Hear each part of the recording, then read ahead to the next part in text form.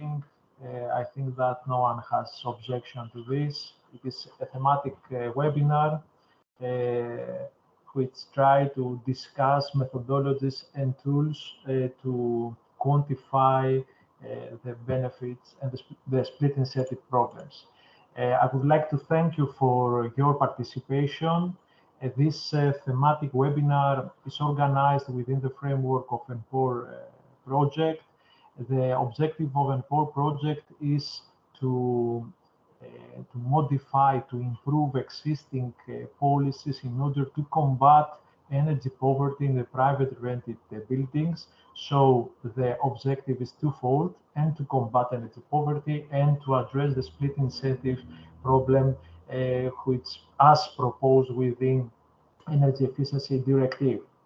The modification, the improvement of the policy measures was the result of a co-creation process when we realized that one potential solution so as to combat energy poverty in the private rented buildings is to assess the delivered benefits from the implemented energy efficiency intervention and to allocate them between landlords and tenants. So this conclusion was the inspiration to develop a methodology in order, first of all, to quantify these delivered benefits, and then to propose an approach how it will be feasible to share this benefit between landlords and tenants. For this reason, we managed finally to prepare to develop this methodology, and my colleague Dimitris Papadonis will present you this methodology and the respective tool. The aim of this tool is to facilitate the quantification and the allocation of them among the tenants and landlords. And moreover, we ask from two interesting projects, MICAT and Referee project, to provide useful insights in regards to the quantification of these delivered benefits in order to discuss how it will be feasible to improve our methodology and to identify which elements of them can be utilized. So I think that we will have a very interesting webinar and fruitful discussion. So firstly, I would like to give the floor to Dimitris in order to present you the developed tool within ENPOR project. So Dimitris, the floor is yours. Thank you, Christos. I'll share my screen first, and please let me know when you can see.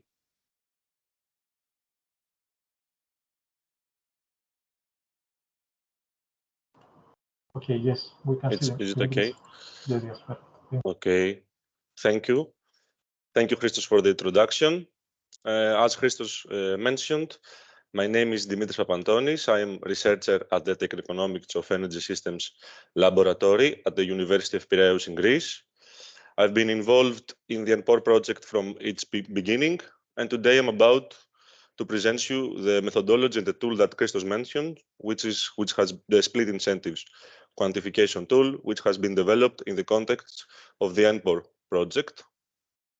So at first, as you may know, split incentives refer to any situation where the benefits of a transaction do not accrue to the actor who pays for the transaction. In the context of energy efficiency in buildings, split incentives are linked with cost recovery issues related to energy efficiency upgrade investments due to the failure of distributing effectively financial obligations and rewards of these investments between concerned actors.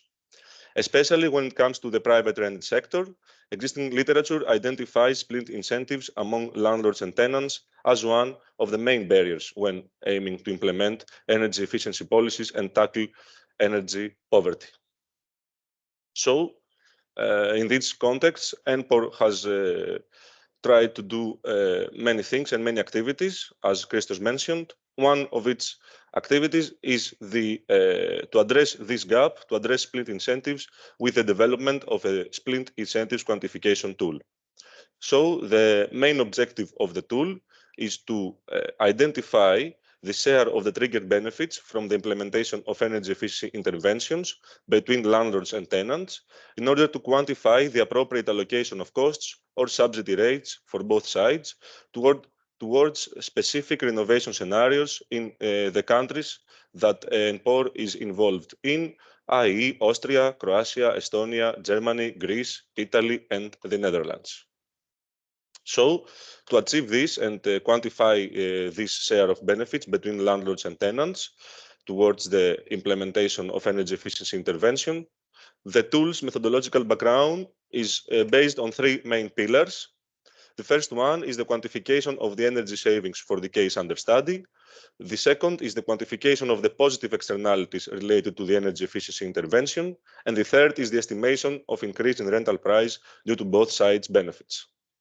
The main methodological novelty of the tool is the second pillar, i.e. the quantification of the positive externalities, which considers the non-energy, let's say, socioeconomic and environmental effects of the energy efficiency interventions. More specifically, as you can see in the slide, 4 different types of externalities are assessed within the framework of the tool. These are the environmental impacts, the macroeconomic impacts, the increasing in building value, as well as other multiple benefits such as improved comfort and health.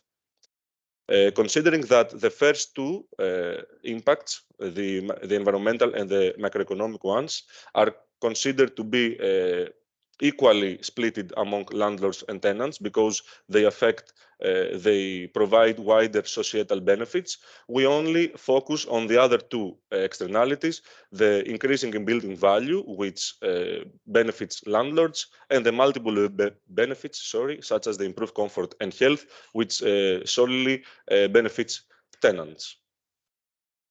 So, taking into account the quantifications done in the first two pillars of the tool, i.e. the energy savings and positive externalities quantification, the tool estimates the net present value of the landlords and tenant benefits, the total landlords and tenants benefits. Based on this, it calculates the appropriate increase in rental price due to both sides' benefits, which is about to be paid by the side depending on which side paid for the energy efficiency interventions. Until now, we have noticed 3 main cases. These are that if the energy efficiency interventions are paid by landlords, the tenants should pay for the total monthly increase of the rent. If the energy efficiency interventions are paid both by landlords and tenants, the tenants should pay for the monthly increase of the rent that is related to the share of the landlord's expenses. And if the energy efficiency interventions are paid by tenants, the tenants should pay a reduced rent in accordance with the landlord's benefits. So after giving a short overview of the tool's methodology, here we can find a quick guide of the tool. We have shortened it up for the needs of the presentation, but when the user finds and downloads the tool, a detailed user guide will accompany the tool file, so detailed instructions will be there about the methodology and the use of the tool.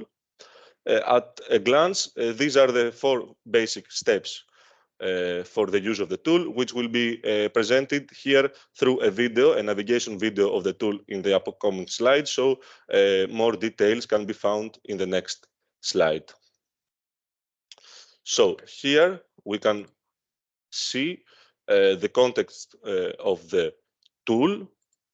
So when the user opens the tool, a first sheet can be found in which the general context, the objective, and the methodology of the tool is presented. And then we click the button Start Here to move in the first sheet, the assumption sheet, in which the 4 basic steps of using the tool are presented. These are the characteristics of the household. The user should choose among 7 countries. The construction year of the dwelling, the user can choose among 2 constructing periods, the building area of the area of the building, which the user should fill in, and the heating source of the dwelling. The user can choose among oil and natural gas. Then the user passes to the energy efficiency scenario implemented in this case. Among 5 scenarios they can choose: thermal insulation, windows upgrade, both interventions, heat pump, windows upgrade, thermal insulation, and heat pump. After doing so, the tool calculates automatically some proposed assumptions based on the characteristics provided by the user, which will be calculated in a hidden sheet on the tool. Several estimations and assumptions according to the country, the construction year, the heating source are presented there. The most important here is that the user can use either to proceed with this data, which are based on the assumptions I mentioned, or insert more detailed data if available for the specific case study. After doing so, the user should click the benefits calculation button and move in the last sheet of the tool where the calculations take place. Based on the annual energy savings calculated, the tool calculates the net present value of the landlord benefits and the tenant benefits, which are then split it on a monthly basis, and from this we are led to the increase in rental price due to each side benefits. Then the user can go back to start investigating another case study or the same case study with other inputs or details. So yes, after seeing how the tool works, we can see here some indicative results from applications of using the tool. We would like to clarify here that on June, we circulated a first version of the tool among the ENPOR consortium and asked from the ENPOR partners to use it for an example in their country. Along with their outcomes, we also received a very useful and fruitful feedback, which led us to a strong update of the tool, which is the tool that I just presented to you. We conducted examples in several countries, as I have already mentioned, the ENPOR countries, Croatia, Germany, Greece, Italy, Netherlands, Austria, and Estonia. And in the upcoming slides, you can see some indicative results. For example, in the case of Croatia, a single household constructed in the period 1981 to 2010 and with oil as a heating source was examined. The chosen energy efficiency scenario is the upgrade of the building envelope and windows. The cost of interventions is around 6,000 euros, while the total annual savings are around 4,000 kilowatt hours per year. So from the use of the tool, it was found that this investment should lead to 28 euros monthly increase in rental price due to the benefits of tenants and 33 euros monthly increase in rental price due to the benefits of landlords. We can find all the results here. We can stay and say about Greece now. Again, a single household constructed in the period 1981 to 2010 and with oil as a heating source was examined. Here, in this case, the chosen energy efficiency scenario was the upgrade of building envelope and windows along with the substitution of the oil boiler with a heat pump. Thus, the cost of interventions in this case was estimated to be around 13,000 euros, while the total savings are around 10,000 kilowatt hours per year. So given that in this case, the energy efficiency scenario was deeper than the Croatian one, from the use of the tool, it was found that this investment should lead to 98 euros monthly increase in rental price due to the benefit of tenants and 171 euros monthly increase in rental price due to the landlord benefits. So similar examples you can see from Italy, Netherlands, and in the case of Austria and Estonia, we examined multi-apartment buildings. More specifically, in Austria, a building with 10 apartments was considered, constructed in 1970, and with natural gas as a heating source. The chosen energy efficient scenario is the upgrade of the building envelope and windows, along with the substitution of the natural gas boiler with a heat pump. In this case, because we speak about a multi-apartment building, the cost of interventions was around 400,000 euros, while the total savings are around 120,000 kilowatt hours per year. And again here, from the use of the tool, it was found that for the whole building, this investment should lead to around 1,000 euros monthly increase in rental price due to tenants' benefits and around 1,200 euros monthly increase in rental price due to landlord benefits. Similar was the case of Estonia with another example of a multi-apartment buildings.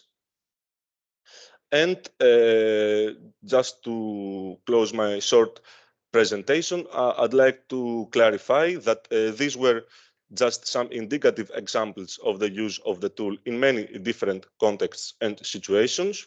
As already mentioned, the overall aim of the tool is to contribute to a deeper understanding and alleviation of the splint incentive issue.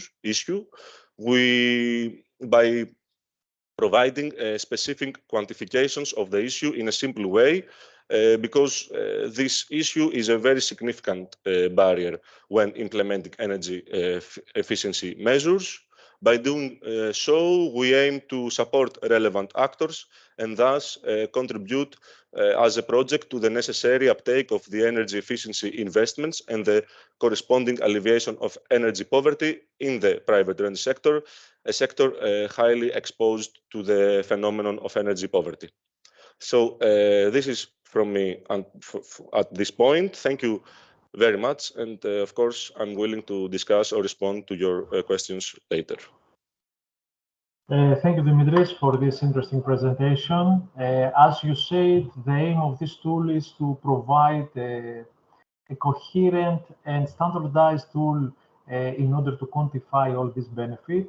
It is the first approach, it's very innovative, and for this reason, we want your response from similar works. Perhaps we can improve the methodology, especially the part for the utilized externalities. And for this reason, we want to see what work has been done in relevant projects. I think that we have time for 1 or 2 clarification questions, if there are, and then to have a discussion. I don't know if anyone has questions. Okay, let's discuss all the presentation in the end. Thank you, Dimitris. And now I would like to invite Frederick Berger, a researcher from Fraunhofer Institute for System Innovation Research. And we want from Frederick to present us how they manage to introduce and to handle energy poverty issue within MICAT tool. Thank you, Frederick. The floor is yours. Well, thanks first. Let me get my presentation.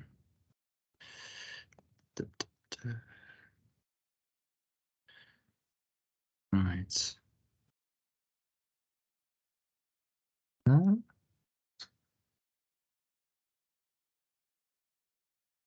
See? Yes, perfect. All right. Right off the bat, I can say, just to clarify. Oh, I hope now. Can you see something? Yes, we can. All right, great. Yes, perfect. Great. All right, perfect. So I'm doing this presentation here today. I'm doing the coordinating work on the MICAT project. However, the indicator energy poverty has been addressed by Florian Fondung from the Wuppertal Institute. So I've been connecting his indicator into the whole tool, but he's done the methodological work behind. So first, to describe a little bit what the MICAT project is. So it's kind of the love child of 2 previous projects. On the one hand, the Combi project has done quite an interesting work in predicting multiple benefits of a certain scenario. And the Odyssey Muir project, which has shown what multiple benefits came along with energy efficiency measures in the past. And the kind of twist that came with MICAT is instead of looking at set scenarios, the idea is, what if we want to quantify any given measure that anyone wants to quantify? So that brings us, of course, a whole new level of complexity and depth to the whole tool. Instead of using multiple impacts as in the split incentive tool to calculate the split incentive, energy poverty is one of many indicators in the range of MICAT. Right. So what was a little special about the whole project was that we involved a lot of stakeholders. We had 3 rounds of workshops. 1 is still outstanding. And so we talked with people from the Commission, from 3 member states. It was Italy, Germany and Poland, and also from 3 local administrations, to kind of get them involved and get the feeling from their side what is needed for them to properly assess this, that kind of things, and also get a feeling of what kind of data they have on their level. And this all flew into the tool and how the whole tool is designed.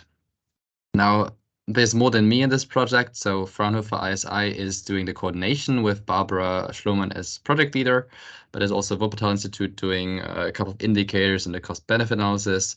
E3 Modeling has been providing data and some indicators.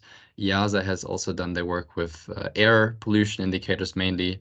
ICP has done great work to connect us with the commission officials and also do dissemination work. We had ICLE connect us with local partners and Y support with dissemination. So let's get a little bit into the functioning. As I said, energy poverty is just one of many indicators, and the first approach here is that we always have like the reference scenario, and then we just assume that energy savings are a deduction from the reference scenario, and scaling with those energy savings, we calculate the vast majority of impacts we have in here, or basically all of them. And that's kind of how we calculate it. And then we have a lot of assumptions that flow into it. So kind of how do we divide the energy that is used? So we're just different ways to assume which energy carrier is effectively saved when energy savings occur. We have a great documentation that points out all of these things, but it's a little too much for 10 minutes presentation. So basically what is really important to know is the only thing that are really necessary are energy savings to get some results. However, there is a possibility to change parameters to adjust the results if you know more than just energy savings. And as a result, you can get the quantified multiple impacts, monetized multiple impacts, and a cost-benefit analysis. All right. So jumping into energy poverty. So we have 2 different approaches mainly. So there's household targeted measures and building targeted measures. And the basic idea is we look at the energy costs and the investments that flow into this measure, and then we kind of split it up on the number of households. We look at rent premiums and so on to kind of juggle this down and see how much money is saved for every household. And then we work with the impact factor to see how many people are affected by this measure on average. So the impact factor, the idea is to look at how much less money is spent in certain household deciles for energy compared to the average. And the assumption is if they save that amount of money, they would kind of be lifted out of energy poverty. So the idea is those red lines are people are in energy poverty, and how much the average gap in this decile is between what the average spends on energy and what those people spend on average on energy. And if the savings are larger than this, we assume that people are lifted out of energy poverty. So here, for instance, if we assume this amount of savings, we see that 80% of people would be lifted out of energy poverty, while 20% would still be stuck in energy poverty. It's a very simplistic equation, but the whole approach to the tool has been one to be very responsive. We wanted to get away from modeling and have quick results, to have approximations and not have people wait for hours in front of the computer. So that's the way we have addressed this. As for us, energy poverty is one of many indicators and not the only one we address. So, right. All right. All right, before I go on to the advertisement, just give you a quick look into the tool. Let's see. Right. So the tool, this is just like the functional skeleton of the tool for now.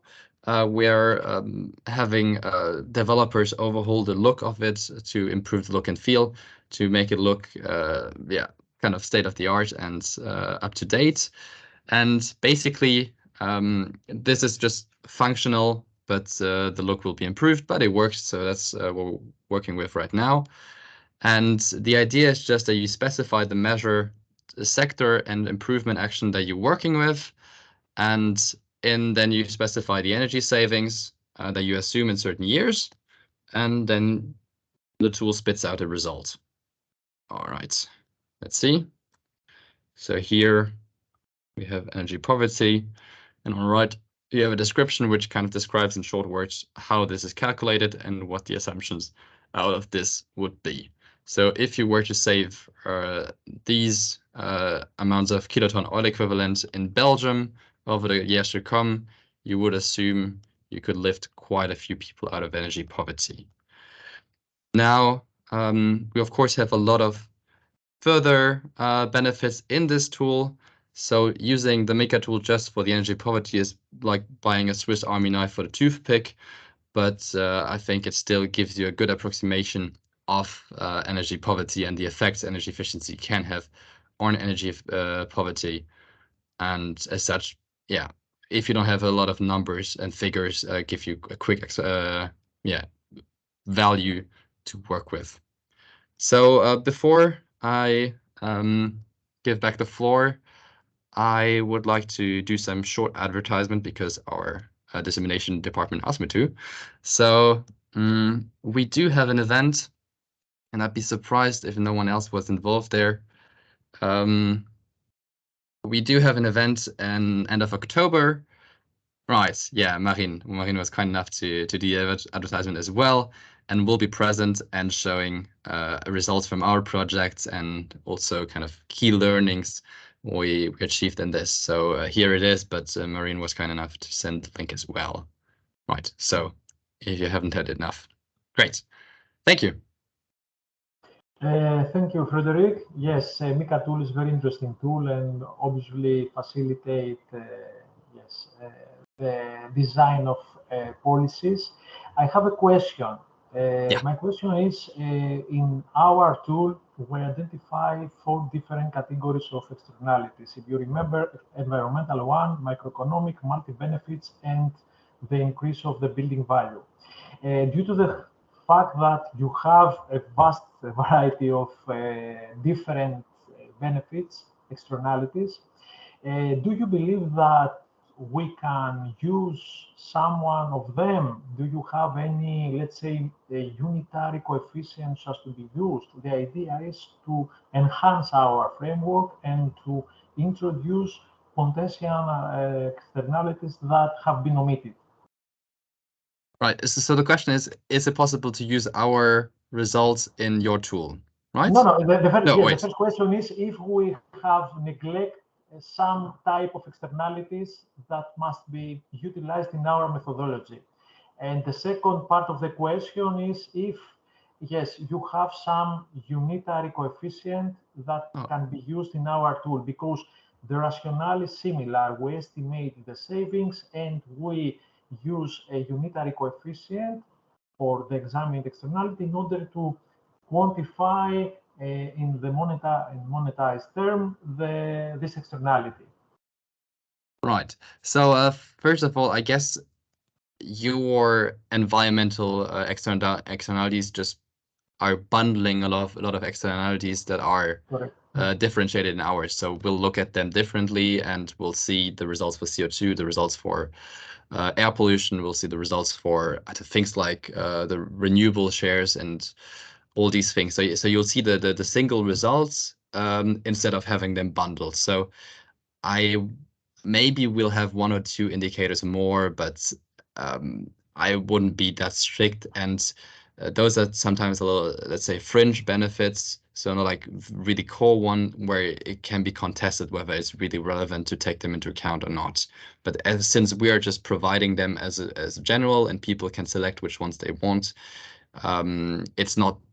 it's okay to have benefits that some would consider uninteresting, irrelevant. And in your case, you're just collecting those that are really, really paramount to the whole thing.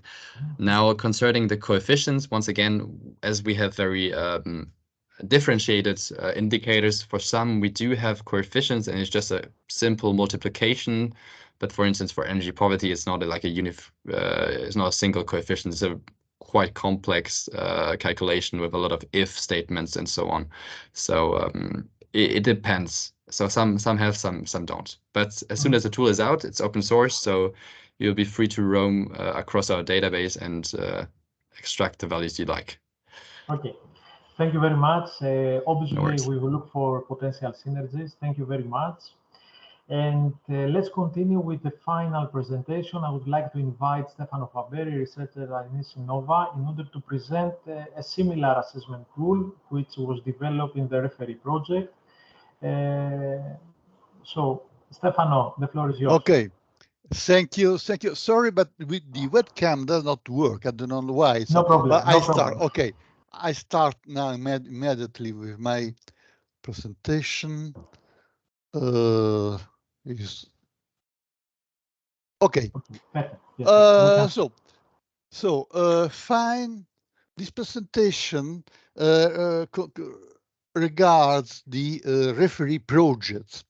Referee projects also, like MICAT, analyze the multiple impact of energy efficiency measures, but probably with a different approach, quite ambitious approach, if you will see.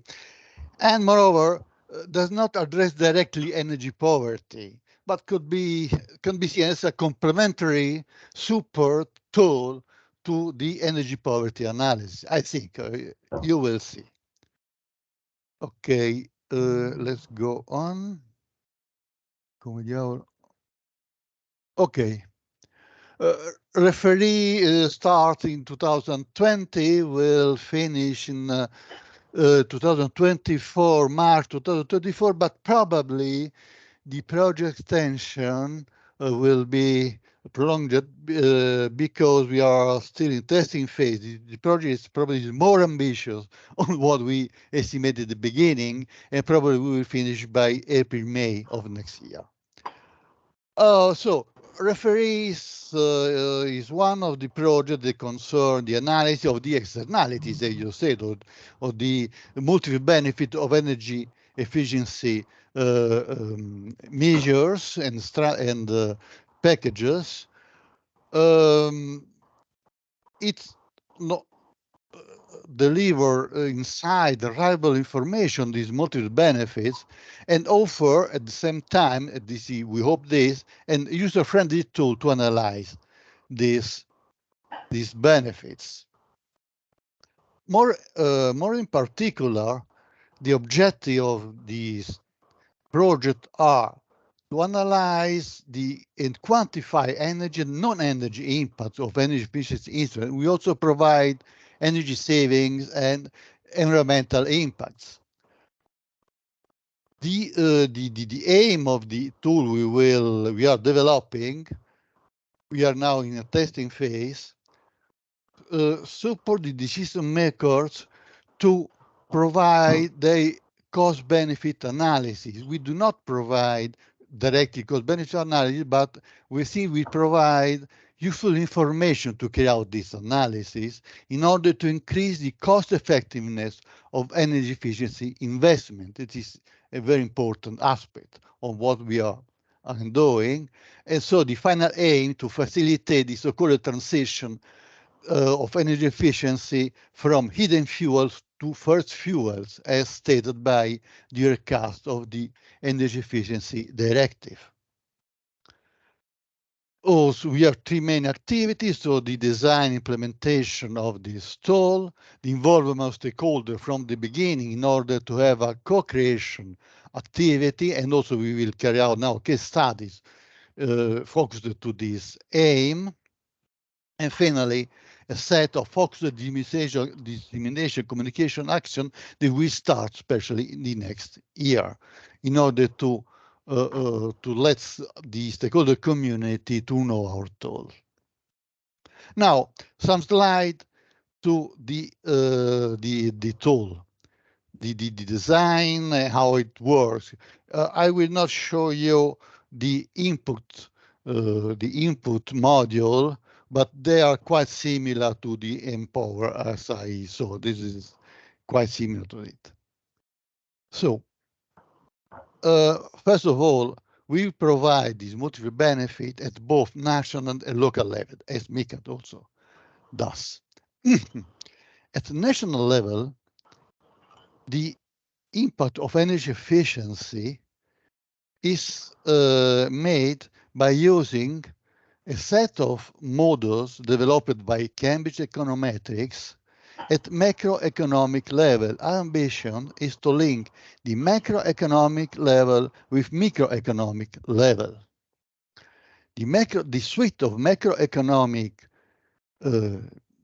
models that Cambridge Econometrics has developed for this project concern a model for the evaluation of the impact on the buildings sector, a model that provides the evolution, the trends of the future technologies according to the impact of the energy efficiency measures, and this trend concern the evolution of the prices, cost of fuel, cost of technologies along the time, and finally a reduced suite of the A3ME model. The A3ME model is a big non-equilibrium model developed by Cambridge Econometrics. It is a so-called integrated assessment model.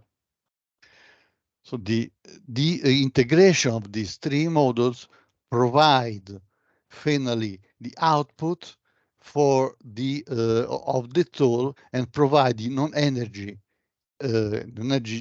results, as you will see in details. What is also important to say that at the national level, the energy efficiency measure impact are provided through a set of predefined set of reference scenarios. The user will select a reference scenario to which he want to refer his measures, and then have the corresponding results. The results are provided with reference as a relative reference to the reference scenarios. Among these reference scenarios, there is, for example, the Primes 2020 scenarios used by the directive, the energy saving directive. So it's possible to use directly this scenario to evaluate the impact of the selected measures. The local tool is quite different because provides energy, non-energy impacts at municipal level, but to do this requires a quite detailed input from the municipality, starting from, for example, the energy efficiency action plans prepared by the municipality. We think that this model, the local tool, is a very good companion and of these energy efficiency action plans, as provide also non-energy inputs of the system of the energy measures, energy efficiency measures evaluated in these plans. Now, two slides concerning the conceptual design of our tool. This indicated the data flow of our tools, starting from the exogenous data and arriving to the final data. At the national level, the exogenous data are of two classes, or two types. The first are the user input that define the policy they want to simulate, and the tool help doing this, to well define these policies. Moreover, there is a set of long historical time series concerning the economic, social, energy supply and demand data at the national level that are inserted, that are already in the model. This historical series cannot be changed at the moment, but they're valid because they're quite recent. If in the future a user want to modify this data, have to negotiate, to agree with Cambridge Econometrics the way to do this. After this, obviously, the model works and calculate, process all this data through these three models, as I told you, the building zone model, the future technology transformation model, and the macroeconomic model, and provide the final set of multiple benefits that can be seen with an online visualization model, and also we provide national policy assessment reports to go in detail with the data we provide. At the local level, the design is similar, but as you told you before, the data we need from the municipalities are quite detailed concerning energy saving, not energy data by sector, but also economic data at the municipal level, population, income per capita, and so on, in order to have a good design of all the municipalities that want to use this tool. And moreover, there are, as the national tool, a module to introduce the local policies definition. The tool works all this data, provide, calibrate the data at the national level, the macroeconomic data at the national level, transferring them at a local level, and finally provided the energy and non-energy output for this model. So the model are quite different, but the working way is similar. This is what you see, the set of the policy instruments the model evaluates. So within within this type of policy instruments, you can define your own measures. So the policy instrument refer to fuel tax subsidies, vehicle subsidies, increase of renovation rate for buildings, phase out of technologies, mandatory change in energy mix, energy efficient improvement in domestic buildings or appliances and so on, for example. And this is a more detailed example of the measure that can be evaluated at national, and then you will see it at local level. At national level, the measure refer to the energy policy plan, the energy policy strategy at the national level.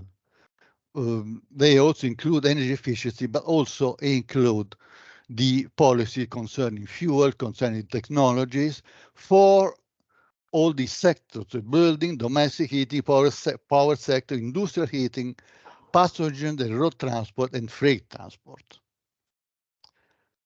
And similarly, at local level, this is more detailed. At local level, we evaluate the energy efficient measure concerning heat sector, water saving, smart, cooling energy management, renewal of household appliances, and so on. And you can say, so it's more detailed and more close to the energy efficiency local plans. I ran because I know I have little time, but there are a lot of things to say here.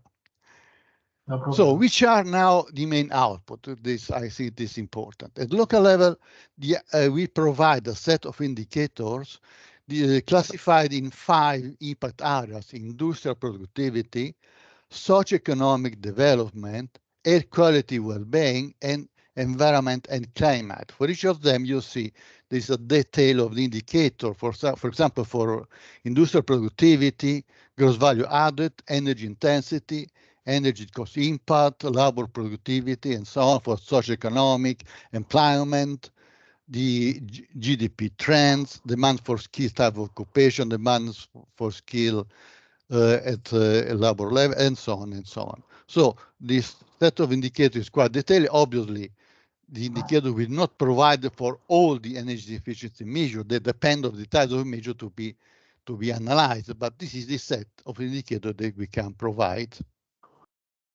Similar, this is the set of indicators that we provide to local level. This is divided in 5 impact areas. Also at this level, we'll provide the expected energy consumption and energy saving, cost saving, and climate change indicators. Moreover, we also provide some indication for the social economic aspects, income per capita, increase of available local graded income, municipal public budget inputs, and so on. And also what is interesting, some indicators at governance level. For example, impact on public bodies derived for citizen behavior. How the citizen behavior can influence the public measures, the expected impact of public measures. Okay, finished. This is the partnership of our project. We are the coordinators Innova. Cambridge Econometrics and MICAT are the modelers. Cambridge Econometrics national level, MICAT is the Spanish firm at the local level, and then CSD from Bulgaria, Notre Europe, the Jacques Delors Institute for France, Baum from Germany, and EB at Brussels NGO for all the other communication aspect and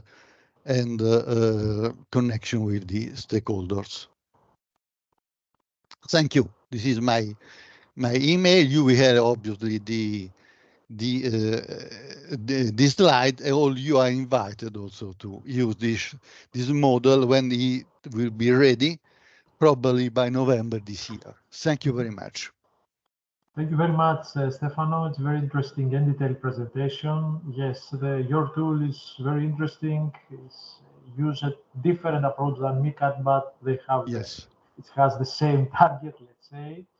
I saw that we have, let's say, the same classification of the externalities. Okay, our tool focused extensively on the buildings, the residential buildings. So, okay, we have neglected some of them. But I think that it is important that, okay, we have used common approach, who can explore synergies, and I think that we are toward the right direction.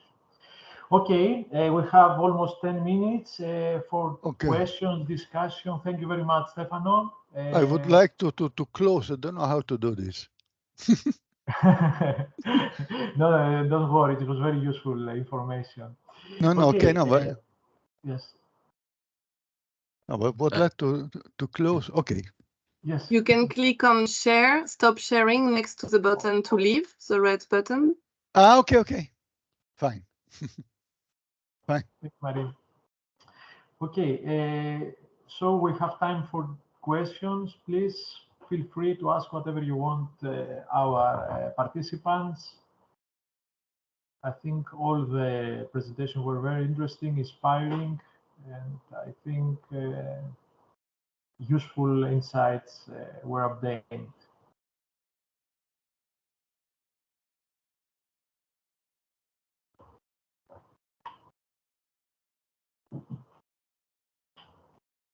I cannot see any reaction.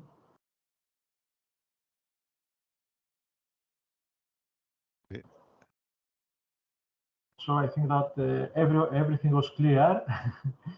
A lot of information, probably. Yes. Okay, I think that we can have another discussion in order to enhance our tool. I think that you have a lot of useful information utilized within your models, and I think yes, it will be beneficial for us to see if something can be integrated. Okay, if no one has any question, I think we can complete this webinar. I would like to thank all the participants for the interesting presentation. I think that the work that is conducting for preparing assessment tool is very impressive, let's say, and provides useful tools to the decision makers in order to design, implement, monitor, and assess the policies.